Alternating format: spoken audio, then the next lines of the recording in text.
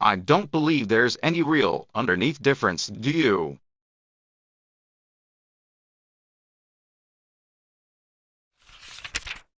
Anyway, Sally McBride likes me.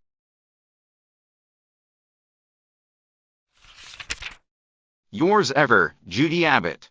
ㅅ쉐도잉.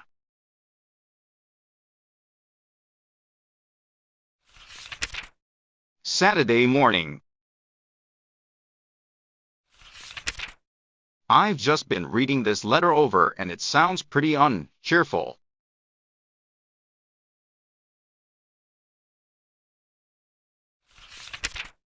But can't you guess that I have a special topic due Monday morning and a review in geometry and a very sneezy cold?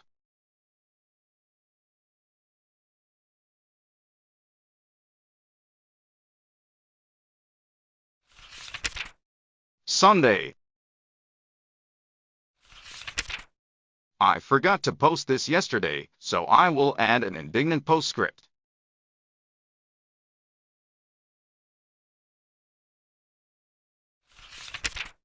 We had a bishop this morning, and what do you think he said?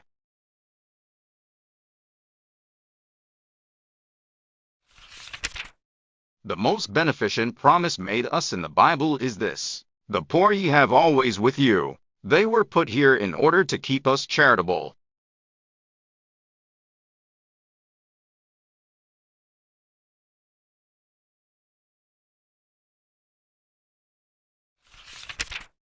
The poor, please observe, being a sort of useful domestic animal.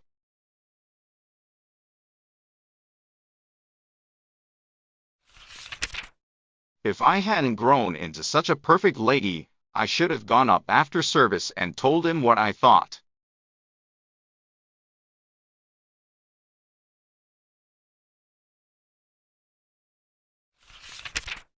The 25th of October, dear Daddy Long Legs.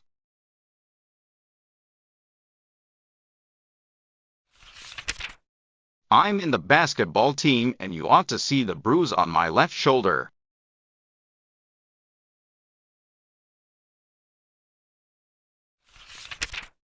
It's blue and mahogany with little streaks of orange.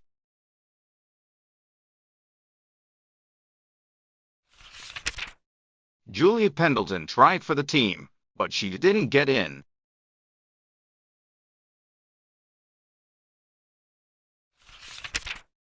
Hooray!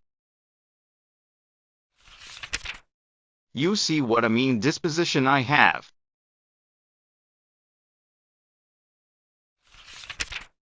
College gets nicer and nicer. I like the girls and the teachers and the classes and the campus and the things to eat.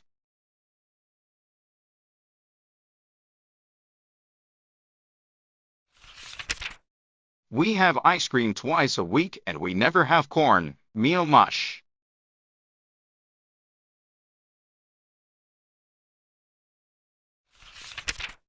You only wanted to hear from me once a month, didn't you?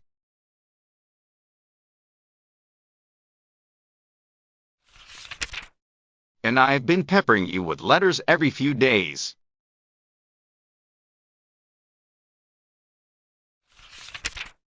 But I've been so excited about all these new adventures that I must talk to somebody, and you're the only one I know.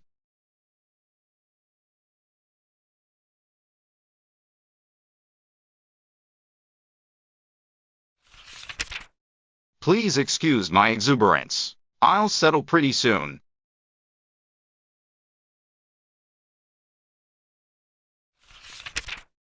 If my letters bore you, you can always toss them into the wastebasket.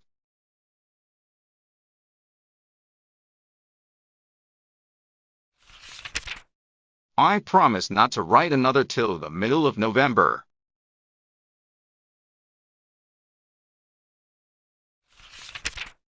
Yours most loquaciously, Judy Abbott.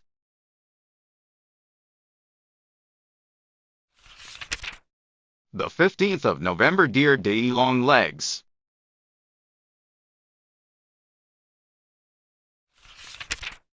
Listen to what I've learned today.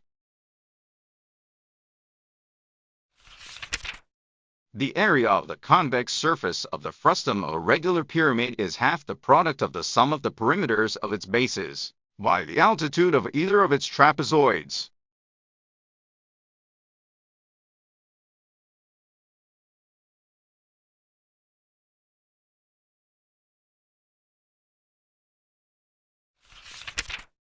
It doesn't sound true, but it is. I can prove it.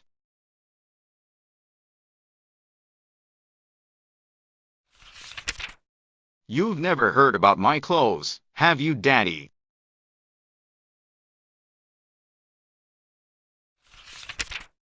Six dresses, all new and beautiful and bought for me, not handed down from somebody bigger.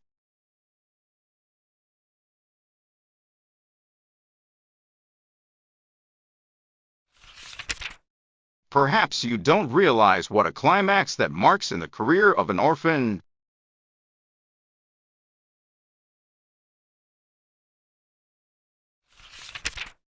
You gave them to me, and I am very, very, very much obliged.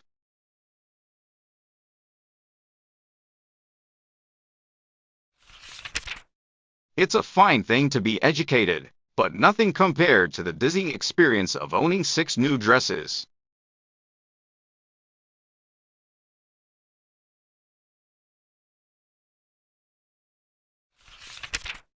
Miss Pritchard, who is on the visiting committee, picked them out, not Mrs. Lippett, thank goodness.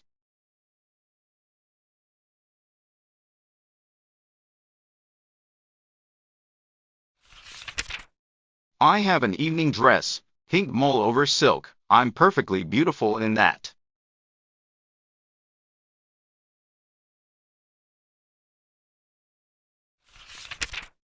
And a blue church dress, and a dinner dress of red veiling with oriental trimming, makes me look like a gypsy, and another of rose-colored challis, and a gray street suit, and an everyday dress for classes.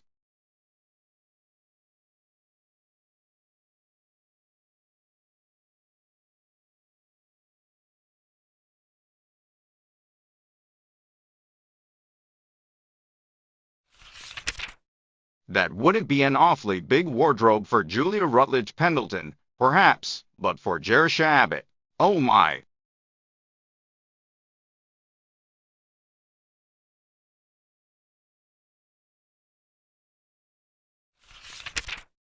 I suppose you're thinking now what a frivolous, shallow little beast she is, and what a waste of money to educate a girl.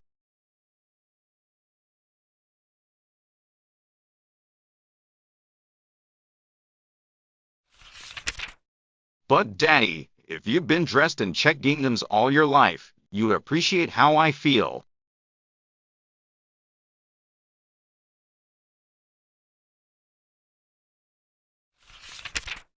And when I started to the high school, I entered upon another period even worse than the check ginghams.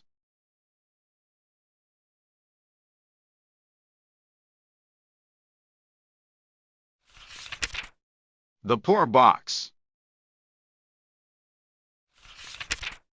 You can't know how I dreaded appearing in school in those miserable poor box dresses.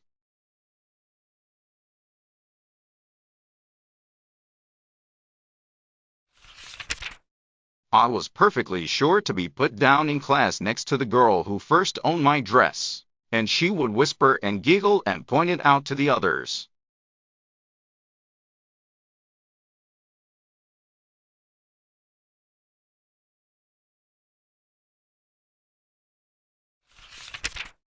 The bitterness of wearing your enemy's cast-off clothes eats into your soul.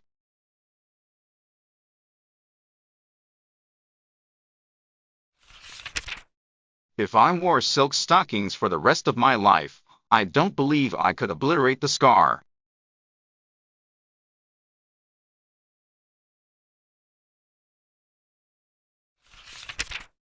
Latest War Bulletin. News from the scene of action. At the fourth watch on Thursday the 13th of November, Hannibal routed the advance guard of the Romans and led the Carthaginian forces over the mountains into the plains of Casilinum.